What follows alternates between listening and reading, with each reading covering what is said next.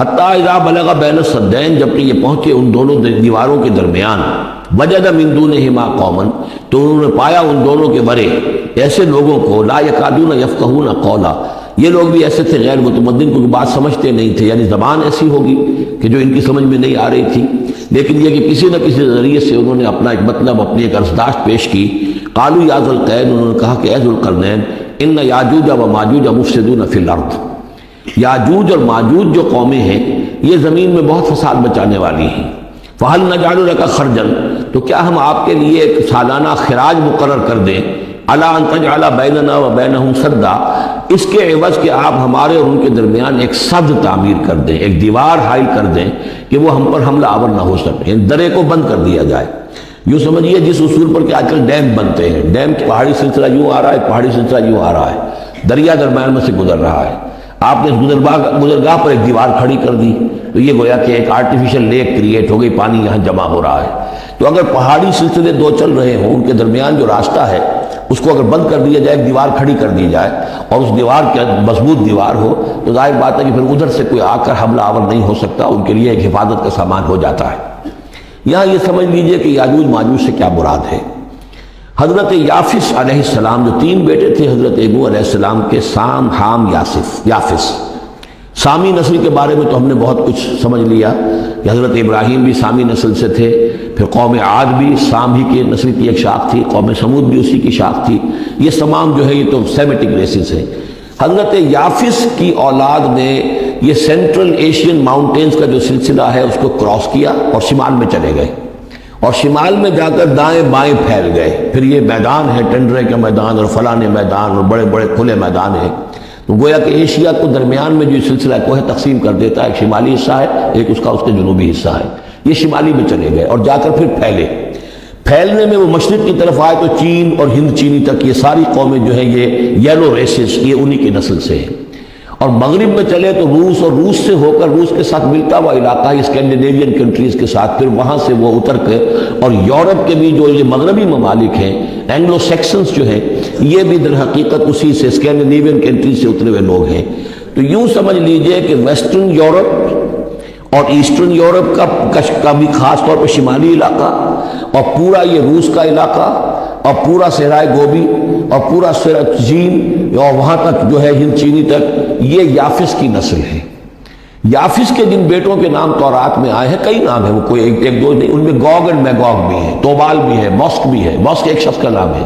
اور ماسکو ہو سکتا ہے کہ اسی نے آباد کیا ہو اور وہیں سے وہ نام بنا ہو۔ توبال اور بالٹک سی جو ہے اس ایریا کے اندر جو ہے، بالٹک سٹیٹس، توبال ان کے ایک بیٹے کا نام تھا، یہ تورات کے اندر نام دیے گئے ہیں۔ گوگ اینڈ میگوگ، یاجوج ماجوج، یہ بھی انہی کے بیٹوں کے۔ یہ تمام اقوام جو ہے یہ وحشی ہیں، اور یہ تاخت و تاراج کرنا، لوٹ مار کرنا، یہ ان کا طریقہ ہے، اور ان کا ہے ذکر جو یہاں پر ہو رہا ہے۔ یہ جو سیلاب آیا تھا، کولونیل سیلاب جو ہم پر آیا تھا، جس میں کہ یہ اینگلو سیکسنز تھے، یہ سب کے سب جو ہیں یہ اسی نارڈک ریسز سے ہیں، یہ بھی یاجوج اور ماجوج کی نسل ہیں۔ ایک سیلاب ان کا آ چکا ہے جو آیا تھا یورپ کے سے نکل کر، یہ کولونیل سیلاب آیا اور پوری دنیا کے اوپر چھا گیا تھا، ایشیا اور افریقہ کو انہوں نے فتح کیا، کولونائز کیا۔ اب اگرچہ ان کی وہ بساط ایک دفعہ تو لپیٹ دی گئی ہے، وہ واپس چلے گئے ہیں، انڈائریکٹلی ہم پر حکومت کر رہے ہیں، ابھی ان کے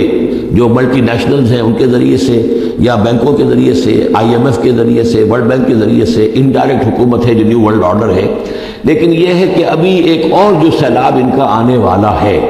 وہ آتا ہے احوال قیامت کے معاملات میں۔ آرمگڈون کے بعد جب حضرت مسیح علیہ السلام کا نزول ہو چکے گا اور یہودیوں کا خاتمہ ہو چکے گا،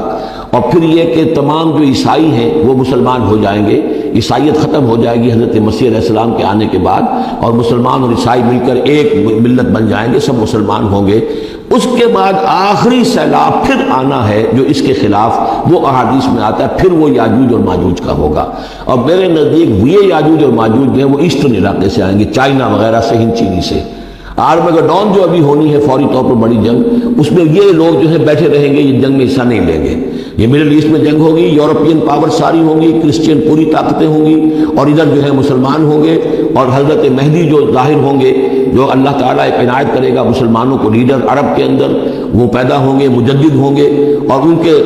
کے ذریعے سے عرب کے اندر ایک اسلامی حکومت بھی قائم ہوگی، لیکن ان کے لیے مدد کے لیے خراسان کے علاقے سے فوجیں آئیں گی، مشرق سے آئیں گی، اور یہ علاقہ جو ہے وہ ہے جو ہمارے قریب ہے اور ہم بھی اسی علاقے میں ہیں۔ اللہ تعالی ہمیں توفیق دے کہ یہاں وہ ہم پہلے اس نظام میں خلافت قائم کریں، تاکہ یہاں سے پھر فوجیں جائیں اور حضرت مسیح کے ساتھ ہو کر اور حضرت مہدی کے ساتھ ہو کر عیسائیوں اور یہودیوں کے ساتھ جنگ کریں، اور بالآخر پھر یہ کہ پوری دنیا میں اسلام کا بول بالا ہوگا۔ لیکن جب یہ ہو چکے گا اس کے بعد ایک سیلاب پھر آئے گا یاجوج اور ماجوج کا۔ تو یہ چونکہ پوری ایک سلسلہ ہے، ایک نسلیں ہیں اس کے اندر بہت سی، تو ان میں چونکہ تفسیری اعتبار سے بہت سی باتیں جو ہے مختلف آراء بھی سامنے آئیں گی، تو میں نے جو رائے میری ہے وہ آپ کے سامنے بیان کر دی ہے۔ اس وقت میں وہ یاجوج ماجوج تھے جو ان شمالی دروں سے آ کر حملے کرتے تھے۔ قالوا یا ذا القرنین ان یاجوج و ماجوج مفسدون فی الارض، وہ جو میں نے عرض کیا ہے کہ قیامت کے قریب بھی معاملہ ہوگا، یہ سورہ انبیاء کی آیات 97-98 ہے۔ حتی اذا فتحت یاجوج و ماجوج وهم من کل حدب ینسلون واقترب الوعد الحق فاذا هی شاخصۃ ابصار الذین کفروا۔ اب زیادہ دور نہیں، ہم سورہ انبیاء بھی قریب ہی آ رہی ہے، انشاءاللہ وہاں اس کو ہم پڑھیں گے۔ تو دو جگہ قرآن مجید میں یاجوج اور ماجوج کا ذکر ہے، ایک یہ جو قریب قیامت میں ان کا جو ظہور ہونے والا ہے، ایک اس وقت کا معاملہ یہ چھوٹا سا تھا کہ جو ذوالقرنین کے سامنے آیا ہے۔ تو کیا ہم آپ کے لیے ایک سالانہ خراج طے کر دیں تاکہ آپ ہمارے لیے یہاں ایک سد تعمیر کر دیں، ایک بند باندھ دیں یہاں پر؟ قال ما مکنی فیہ ربی خیر۔ اب دیکھیے ان کا کردار، ان کا مجھے جو کچھ میرے رب نے دے رکھا ہے، دولت دے رکھی ہے، مال دے رکھا ہے، وہ بہت بہتر ہے اس سے کہ جو تم مجھے پیش کر رہے ہیں، مجھے خراج کی ضرورت نہیں ہے۔ ہاں تمہاری ایک ضرورت ہے، میں وہ پوری کر دیتا ہوں۔ فاعینونی بقوت، مجھے مین پاور فراہم کرو، باقی ساری سامان جو ہے میں فراہم کر دوں گا، لیکن بہرحال اس کو بنانے کے لیے، دیوار بنانے کے لیے اور دونوں پہاڑوں کے درمیان اتنی بڑی جو سد تعمیر کرنے کے لیے جو مین پاور چاہیے، اعینونی بقوت، تو محنت کے ذریعے سے، مین پاور کے ذریعے سے میری مدد کرو۔ اجعل بینکم و بینہم ردما، میں ان کے اور تمہارے درمیان ایک موٹی دیوار بنا دوں گا۔ آتونی زبر الحدید، لاؤ میرے پاس تختے لوہے کے۔ حتی اذا ساوا بین الصدفین، یہاں تک کہ جب دونوں جو اونچانے تھیں اس کے درمیان کا پورا علاقہ پر ہو گیا، بھر گیا، وہ لوہے کے تختے جو ہیں اس کے اندر بھرے جا رہے ہیں۔ حتی اذا ساوا، برابر کر دیا دونوں پھانکوں تک پہاڑ کی، قال انفخوا، اب ان کا کہ آگ جلاؤ اس کے نیچے، وہ دہکا دی بھٹی جس سے کہ اب وہ لوہا گرم ہوا اور لوہے کی تختے جو ہیں وہ گرم ہو گئے۔ حتی اذا جعلہ نارا، جبکہ وہ سارے کے سارے لوہے کے جو تپ گئے خود اور سرخ ہو گئے۔ قال آتونی افرغ علیہ قطرہ، تو کہا لاؤ میرے پاس پگھلا ہوا تانبا کہ میں اس کے اوپر انڈھیل دوں۔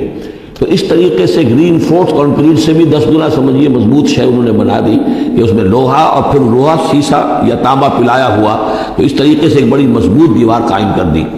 اس دیوار کے جو آثار اب بھی موجود ہیں، دیوار تو موجود نہیں ہے، یہ داریال اور دربند کے درمیان یہ کشادہ راستہ ہے اب بھی، یہ ویسٹ کوسٹ جو ہے کیسپین کا، اس کے ساتھ اس کی لمبائی 50 میل اور اس کی اونچائی 29 فٹ اور 10 فٹ چوڑی یہ دیوار تھی جو اس وقت بنی ہے۔ یعنی جس طریقے سے کہ بنتے ہیں بڑے بڑے بند، ان سے بھی بڑی یہ تھی سد تعبیر کی گئی۔ السد العالی کہلاتا ہے اسوان ڈیم جو ہے، جو مصریوں نے بنایا تھا، بہت بڑا ڈیم، السد العالی، اونچی دیوار۔ تو ہمارے ہاں یہ تربیلا اور منگلا یہ سب کیا ہے، یہ اسی طرح کے ڈیم ہیں، یہ پہاڑی سلسلے آ رہے ہیں، دریا جا رہا تھا، وہاں آپ نے دیوار کھڑی کر دی، پانی رک گیا اور وہ جھیل بن گئی۔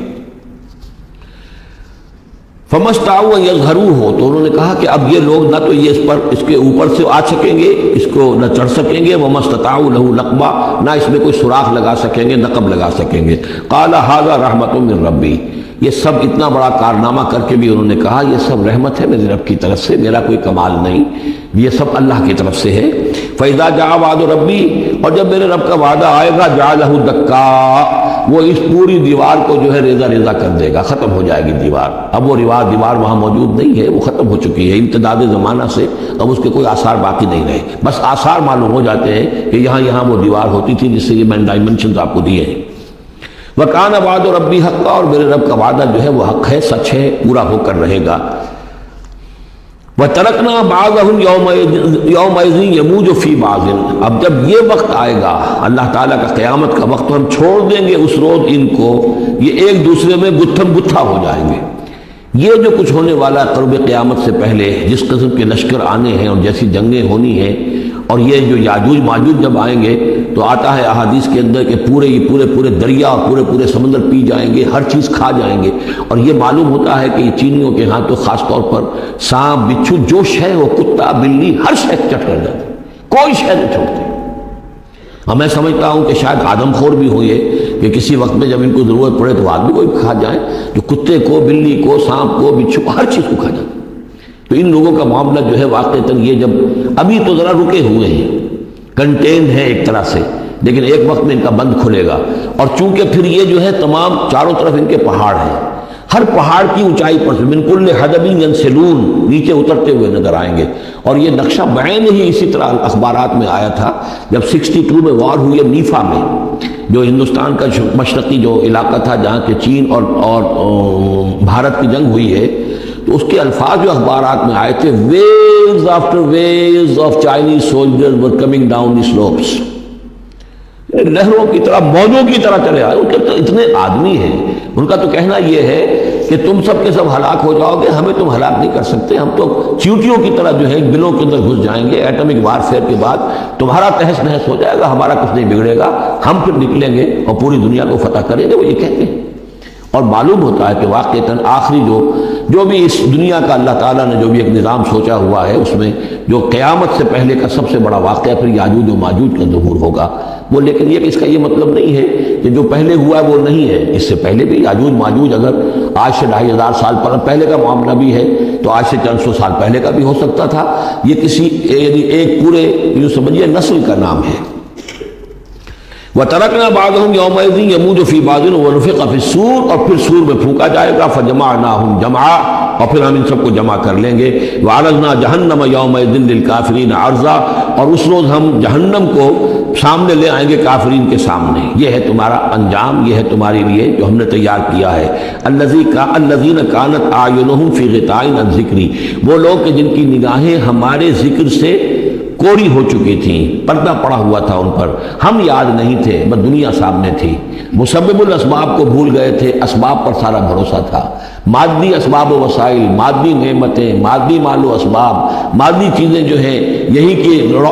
کی چمک دمک، یہی کی رونقیں، یہی کی شان اور شوکت، اسی کے پیچھے پڑے ہوئے تھے. وَكَانُوا لَا يَسْتَطِيعُونَ سَمْعًا، اور وہ سماعت سے بھی بہرہ مند نہیں رہے تھے، اب سن بھی نہیں سکتے تھے، حیوانوں کا سا سننا سنتے تھے.